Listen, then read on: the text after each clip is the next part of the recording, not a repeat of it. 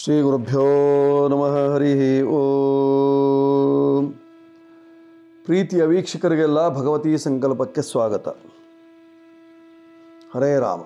ನಾರಾಯಣಾಯ ನಲಿನಾಯತಲೋಚನಾಯ ನಾಮಾವಶೇಷಿತ ಮಹಾಬಲಿವೈಭವಾಯ ನಾನಾಚರಾಚರ ವಿದಾಯಕ ಜನ್ಮದೇಶ ನಾಭೇ ಪುಟಾಯ ಪುರುಷಾಯ ನಮಃ ಪರಸ್ಮೈ. ಓಂ ಶ್ರೀ ನಾರಾಯಣಾಯ ನಮಃ. ಆತ್ಮೀಯರೇ, ಇಂದು 19ನೇ ತಾರೀಕು 8ನೇ ತಿಂಗಳು 2026ನೇ ಇಸ್ವಿ, ವಾರ ಬುಧವಾರವಾಗಿದೆ. ಈ ದಿವಸದ ಪಂಚಾಂಗ ಹೇಗಿದೆ ನೋಡೋಣ. ಗ್ರಹಗಳ ಸ್ಥಿತಿಗತಿಗಳೇನು ಹೇಳುವಂಥದ್ದನ್ನು ತಿಳ್ಕೊಳ್ಳೋಣ. ಜೊತೆಯಲ್ಲಿ ಮೇಷಾದಿ 12 ರಾಶಿಗಳ ಫಲಾಫಲಗಳತ್ತ ಗಮನ ಹರಿಸೋಣ. ಮೊದಲು ಪಂಚಾಂಗ. ಸ್ವಸ್ತಿಶ್ರೀ ವಿಜಯಾಭ್ಯುದಯ ನೃಪಶಾಲಿ ವಾಹನ ಗತಶಕ ವರ್ಷ 1948ನೇ ಮಂಗಳಕರ ಪರಾಭವ ನಾಮ ಸಂವತ್ಸರದ ದಕ್ಷಿಣಾಯಣ ವರ್ಷ ಋತು ಶ್ರಾವಣ ಮಾಸದ ಶುಕ್ಲ ಪಕ್ಷದ ಸಪ್ತಮಿ ತಿಥಿಯಾಗಿರತಕ್ಕಂಥದ್ದು. ವಾರ ಬುಧವಾರವಾಗಿದೆ. ಈ ದಿವಸದ ನಕ್ಷತ್ರ ವಿಶಾಖ ನಕ್ಷತ್ರ ಇದೆ. ಈ ದಿವಸದ ಯೋಗ ಶುಕ್ಲನಾಮ ಯೋಗ ಇದೆ. ಈ ದಿವಸದ ಕರ್ಣ ತೈತಲ ಕರ್ಣ ಇರತಕ್ಕಂಥದ್ದು ಪಂಚಾಂಗದಲ್ಲಿ. ಹೀಗಿರುವಾಗ ಇವತ್ತಿನ ದಿವಸ ಖಗೋಳದ ಗ್ರಹಸ್ಥಿತಿಗಳು ಹೇಗಿದ್ದಾವೆ ಹೇಳುವಂಥದ್ದನ್ನು ವೀಕ್ಷಣೆ ಮಾಡೋಣ. ಮೇಷ ವೃಷಭ ರಾಶಿಯಲ್ಲಿ ಯಾವುದೇ ಗ್ರಹಗಳಿಲ್ಲ. ಮಿಥುನ ರಾಶಿಯಲ್ಲಿ ಕುಜನಿದ್ದಾನೆ. ಕರ್ಕಾಟಕ ರಾಶಿಯಲ್ಲಿ ಬುಧ ಮತ್ತು ಗುರುವಿನ ಯುತಿ ಇದೆ. ಸಿಂಹ ರಾಶಿಯಲ್ಲಿ ರವಿ ಮತ್ತು ಕೇತು. ಕನ್ಯಾ ರಾಶಿಯಲ್ಲಿ ಎಂದಿನಂತೆ ಶುಕ್ರ. ತುಲಾ ರಾಶಿಯಲ್ಲಿ ಮಾಂದ್ಯದೇಯವಾಗಿದೆ, ಚಂದ್ರನೂ ಜೊತೆಯಲ್ಲಿದ್ದಾನೆ. ವೃಶ್ಚಿಕ ಶೂನ್ಯ, ಧನುಷ್ ಶೂನ್ಯ, ಮಕರವೂ ಶೂನ್ಯ. ಕುಂಭ ರಾಶಿಯಲ್ಲಿ ರಾಹು, ಮೀನ ರಾಶಿಯಲ್ಲಿ ಶನಿ ಮಹಾತ್ಮ. ಇದು ಇವತ್ತಿನ ಖಗೋಳದ ಗ್ರಹಸ್ಥಿತಿಯಾಗಿರ್ತಕ್ಕಂಥದ್ದು. ಗ್ರಹಗಳಿಗೆ ಅನುಗುಣವಾಗಿ ಫಲಾಫಲಗಳನ್ನು ನಿಷ್ಕರ್ಷೆ ಮಾಡೋಣ.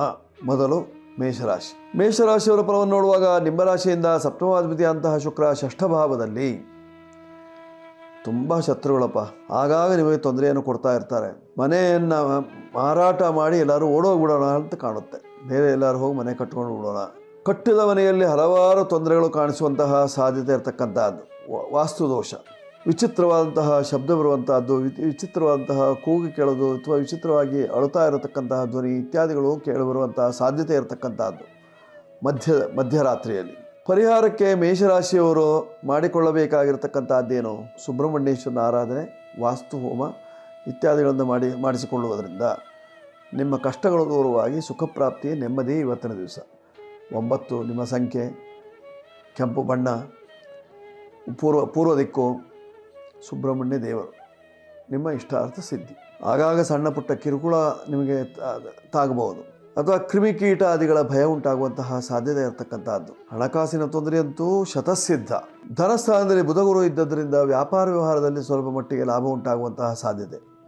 ತರಕಾರಿ ವ್ಯಾಪಾರ ವ್ಯವಹಾರವನ್ನು ಮಾಡತಕ್ಕಂಥವರಿಗೆ ಅತ್ಯಂತ ಅನುಕೂಲಕರವಾದಂತಹ ದಿವಸವಾಗಿದೆ. ಮಾನಸಿಕವಾದಂತಹ ಒತ್ತಡವನ್ನು ದೂರ ಮಾಡಿಕೊಳ್ಳುವುದಕ್ಕೋಸ್ಕರವಾಗಿ ನೀವು ಸ್ನಾನ ಮಾಡುವಾಗ ಗಂಗೆ ಚೈಮನೆ ಚೈವ ಗೋದಾವರಿ ಸರಸ್ವತಿ ನರ್ಮದಾ ಸಿಂಧು ಕಾವೇರಿ ಜಲೇಸ್ಮಿನ್ ಸನ್ನಿಧಿಂ ಕುರು ಹೇಳುವ ಮಂತ್ರವನ್ನು ಪಠಿಸಿ ನೀರನ್ನು ತಲೆಗೆ ಪ್ರೋಕ್ಷಣೆ ಮಾಡಿಕೊಂಡು 3 ಸಾರಿ ಪ್ರೋಕ್ಷಣೆ ಮಾಡಿಕೊಂಡ ನಂತರ ನೀವು ಸ್ನಾನವನ್ನು ಮಾಡುವುದರಿಂದ ನಿಮಗಿರತಕ್ಕಂತಹ ದೋಷ ನಿವಾರಣೆಯಾಗಿ ಸುಖ ಪ್ರಾಪ್ತಿಯಾಗುವಂತಹ ಲಕ್ಷಣ ಇಂದಿನ ಕಾಲದರ್ಶನದಲ್ಲಿ. ಮಿಥುನ ರಾಶಿಯವರು ಬಳಸಿಕೊಳ್ಳಬೇಕಾಗಿರ್ತಕ್ಕಂತಹ ಸಂಖ್ಯೆ 5 ಬಳಸಿಕೊಳ್ಳಿ.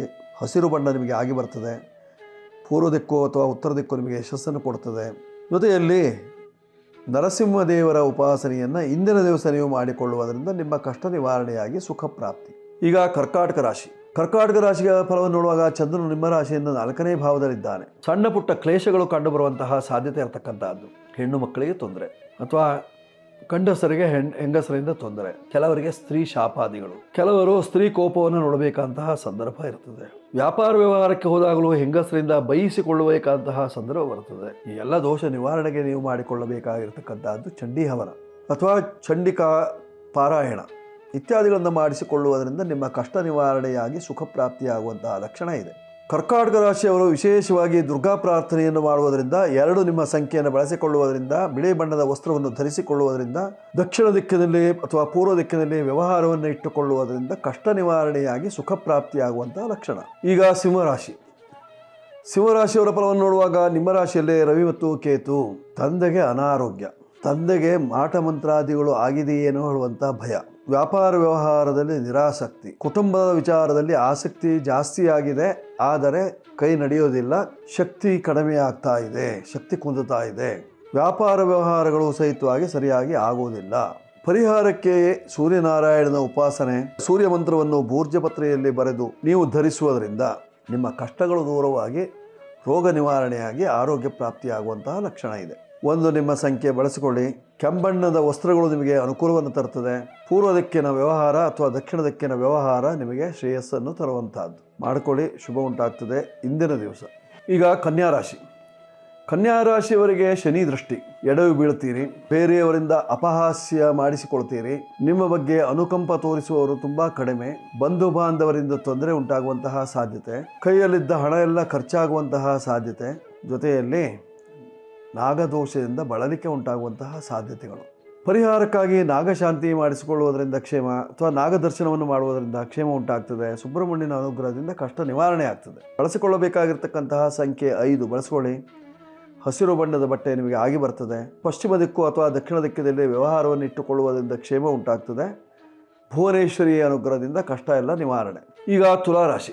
ತುಲಾರಾಶಿಯವರ ಫಲವನ್ನು ನೋಡುವಾಗ ಚಂದ್ರಮಾಂದಿಯರ ಯುತಿ, ಪ್ರೇತ ಬಾಧೆ, ಕೆಲವರಿಗೆ ನಕಾರಾತ್ಮಕ ಶಕ್ತಿಗಳು ಬಾಧೆ ಕೊಡ್ತಾ ಇರ್ತದೆ. ಕೆಲವರಿಗಂತೂ ಕುಟುಂಬದಲ್ಲಿ ಹಲವು ರೀತಿಯ ಅಂತಹ ದೋಷಗಳು. ಧನಾಧಿಪತಿಯು ನಿಮಗೆ ಭಾಗ್ಯಸ್ಥಾನದಲ್ಲಿದ್ದರಿಂದ ಸ್ವಲ್ಪ ಮಟ್ಟಿಗೆ ಧನಪ್ರಾಪ್ತಿಯಾಗುವಂತಹ ಲಕ್ಷಣ.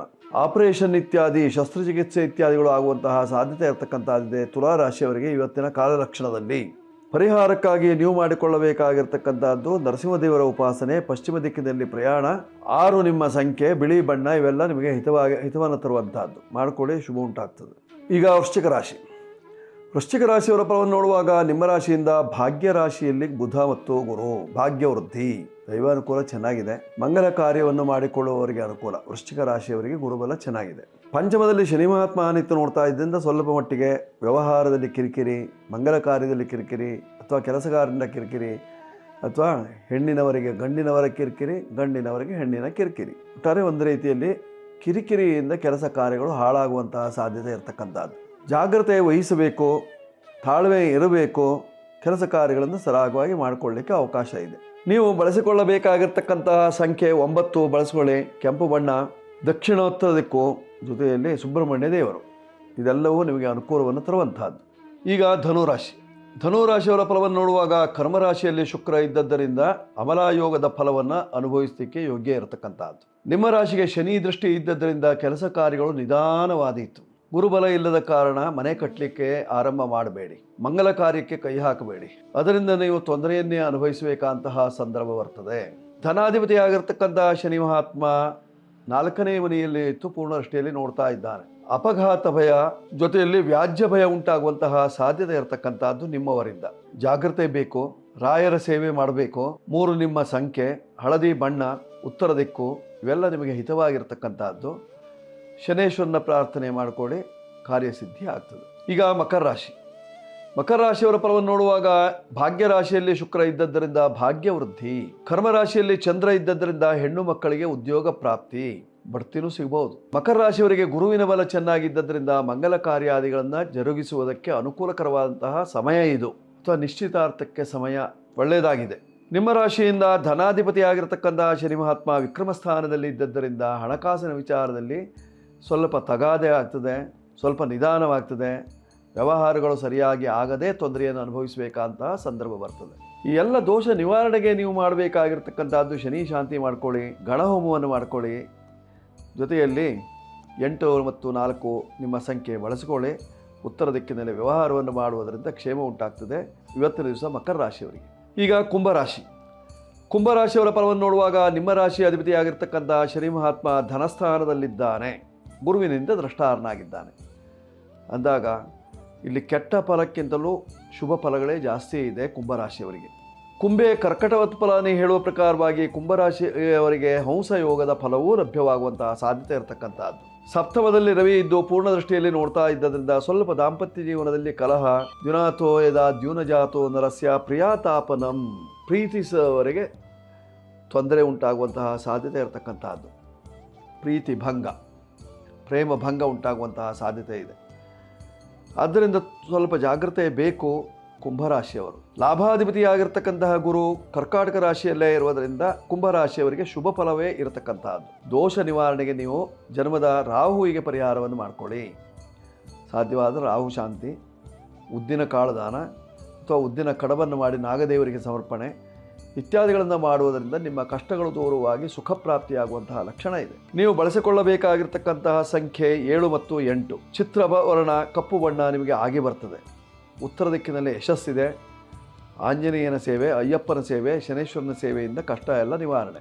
ಈಗ ಮೀನರಾಶಿ.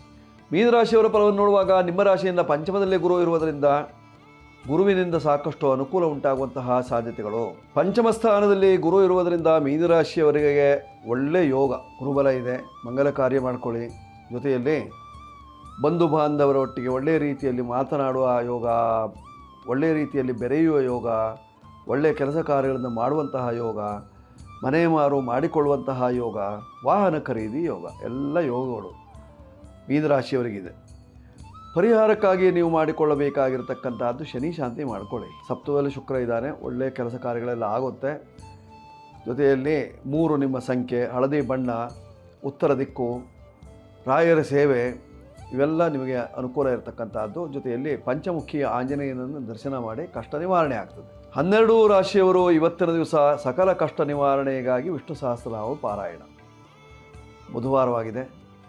ಬುಧಂ ನಾರಾಯಣಂ ವಿದ್ಯಾರ್ಥಿ ಹೇಳುವ ಪ್ರಕಾರವಾಗಿ ನಾರಾಯಣನ ಸೇವೆ ಮಾಡ್ಕೊಳ್ಳಿ, ಶುಭ ಉಂಟಾಗ್ತದೆ ಇಂದಿನ ದಿವಸ. ವೀಕ್ಷಕರೇ, ಇವತ್ತಿನ ಸಂದೇಶ, ನಾವು ಕಷ್ಟ ಕಾಲದಲ್ಲಿ ಮಾತ್ರ ದೇವರನ್ನು ನೆನೆದರೆ ಸಾಲದು, ಸುಖದ ಕಾಲದಲ್ಲೂ ಸಹಿತವಾಗಿ ದೇವರನ್ನು ನಾವು ಆರಾಧಿಸಬೇಕು. ಸುಖೇ ದುಃಖೇ ಸಮೇ ಚೈವ ಲಾಭಾಲಾಭವು ಜಯಾಜಯವು, ಎಲ್ಲದಕ್ಕೂ ನಮಗೆ ಬೇಕಾಗಿರ್ತಕ್ಕಂತಹದ್ದು ದೈವಬಲ. ಆ ದೈವ ಬಲವನ್ನು ನಾವು ಪಡೆದುಕೊಳ್ಳಬೇಕು ಅಂದರೆ ಸುಖದ ಕಾಲದಲ್ಲೂ ಕಷ್ಟದ ಕಾಲದಲ್ಲೂ ಆರಾಧನೆ ಮಾಡಬೇಕಾಗಿರ್ತಕ್ಕಂಥದ್ದು. ಸಂಕಟ ಬಂದಾಗ ವೆಂಕಟರಮಣ ಅಂತ ವೆಂಕಟರಮಣನಿಗೆ ಕೈ ಮುಗಿಯೋದಲ್ಲ. ನಿತ್ಯವೂ ನೀವು ಕಲ್ಯಾಣಾದ್ಭುತ ಗಾತ್ರಾಯ ಕಾಮಿತಾರ್ಥ ಪ್ರದಾಯಿನೇ ಶ್ರೀಮದ್ ವೆಂಕಟನಾಥಾಯ ಶ್ರೀನಿವಾಸಾಯ ಮಂಗಲಂ ಈ ಶ್ಲೋಕವನ್ನು ಪಠನ ಮಾಡಿಕೊಳ್ಳಿ. ಕಷ್ಟ ಬಂದಾಗಲೂ ಕಾಪಾಡ್ತಾನೆ, ಸುಖ ಇದ್ದಾಗ ನಿಮ್ಮನ್ನು ಒಳ್ಳೆಯ ರೀತಿಯಲ್ಲಿ ನಡೆಸ್ಕೊಂಡು ಹೋಗ್ತಾನೆ. ಮಾಡಿಕೊಳ್ಳಿ ವೀಕ್ಷಕರೇ. ಈ ಸಂಚಿಕೆ ನಿಮಗೆ ಇಷ್ಟವಾಗಿದ್ದಲ್ಲಿ ಸಬ್ಸ್ಕ್ರೈಬ್ ಮಾಡಿ, ಬೆಲ್ ಬಟನ್ ಒತ್ತಿ, ಲೈಕ್ ಕೊಡಿ. ನಂಬರ್ಗಳು ಕೆಳಗೆ ಬರ್ತಾ ಇದೆ, ಬೇಕಾದರೂ ಉಪಯೋಗಿಸ್ಕೊಳ್ಳಿ. ಶುಭವಸ್ತು, ಶುಭವಾಗಲಿ.